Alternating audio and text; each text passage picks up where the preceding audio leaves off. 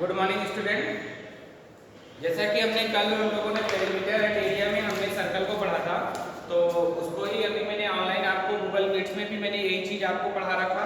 तो जो मैंने अभी पढ़ाया उसी का मैं रिकॉर्डिंग करके आपको दे रहा हूँ। वहाँ पे अगर वॉइस से पिक्चर क्लियर नहीं थी तो आप यहाँ से देखिएगा और इसके बाद 10 से एक्सरसाइज आप लोग प्रैक्टिस करिएगा और लगाइएगा, ठीक है।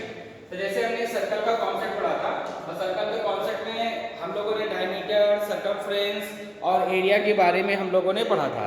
अब जैसा कि हम लोग इसमें देखेंगे पहला क्वेश्चन।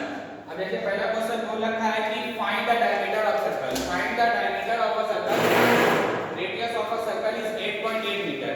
मतलब सर्कल का डायमीटर हमको फाइंड आउट करना है, क्वेश्चन मार्क। इसका रेडियस हमको पता है, क्या पता है, इसका रेडियस पता है। अगर सर्कल का रेडियस पता है, डायमीटर निकालना है, तो मैंने बोला है कि जस्ट आप रेडियस का ट्वाइस कर देंगे। रेडियस का आप क्या कर देंगे, ट्वाइस कर देंगे। 2 into रेडियस आपका 8.8 हो जाएगा। मल्टीप्लाई करिए, 2 8 या 16, फिर 2 8 या 16, 16 हमारे आ जाएगा 17, यानी 17.6 मीटर हो जाएगा। 17.6 मीटर हो जाएगा। कहने का मतलब अगर डायमीटर निकालना है तो रेडियस का ट्वाइस कर दोगे, ठीक है। अगर रेडियस को फाइंड आउट करना है तो डायमीटर गिवन रहेगा तो डायमीटर का हाफ कर देना। तो ये हो जाता है आपका क्वेश्चन फर्स्ट वाला, ठीक है।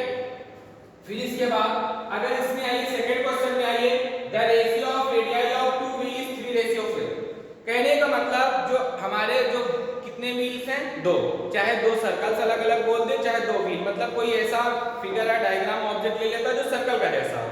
अगर उन दोनों का रेडियस का रेशियो 3:4 दे रखा है, तो कहने का मतलब है कि आप समझ कर लीजिए कि एक सर्कल 3 वाला है, एक सर्कल आपका क्या है, r1 इज इक्वल टू क्या है 3x वाला हो जाएगा, r2 इज इक्वल टू हो जाएगा 4x वाला। मतलब दूसरा 4x का है और एक पहला का 3x। इनका रेशियो दे रखा है, तो r1 की वैल्यू 3x हो जाएगी, r2 की वैल्यू हो जाएगी 4x। बोला है what is the ratio of their circumference. What is the ratio of their circumference. हो सकता है क्वेश्चन में एरिया का भी रेशियो पूछ ले, तो दोनों आपको फॉर्मूला पता होना चाहिए और वैसे ही हम लोग फाइंड आउट करेंगे। अब जैसे इनका सर्कमफ्रेंस का रेशियो पूछा है, तो C1 और C2 में मतलब पहले सर्कल का सर्कमफ्रेंस और दूसरे सर्कल का सर्कमफ्रेंस, क्योंकि what is the ratio of their circumference, क्योंकि उनके सर्कमफ्रेंस का रेशियो पूछा है।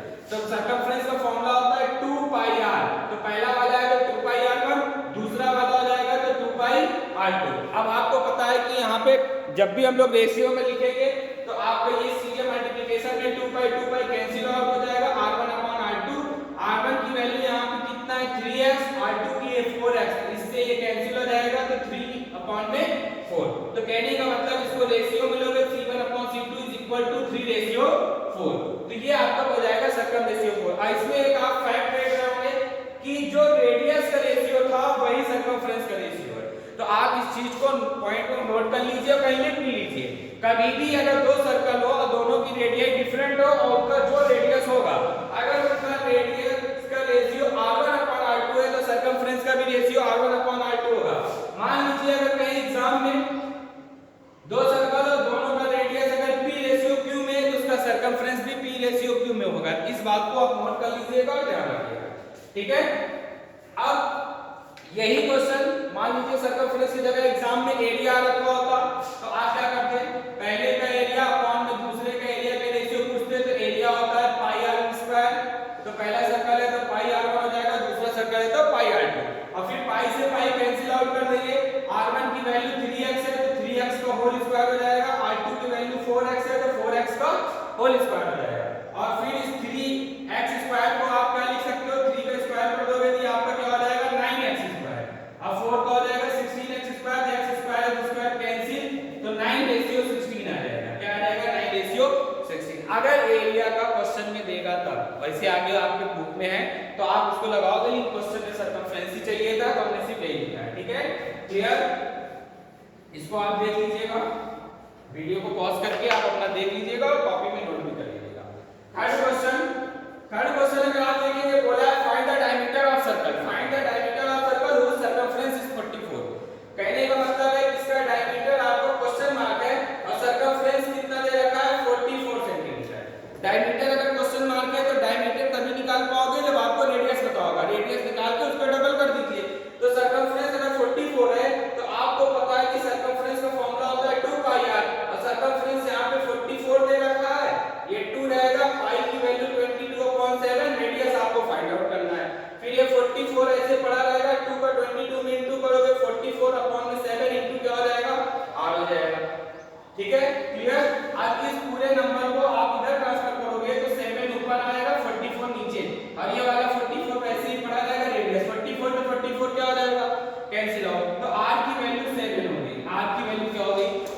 अगर रेडियस 7 है तो इसको इसका डायमीटर क्या हो जाएगा 7 to 14, तो मतलब आपका 14 हो जाएगा। क्या हो जाएगा आपका 14 हो जाएगा। तो क्लियर।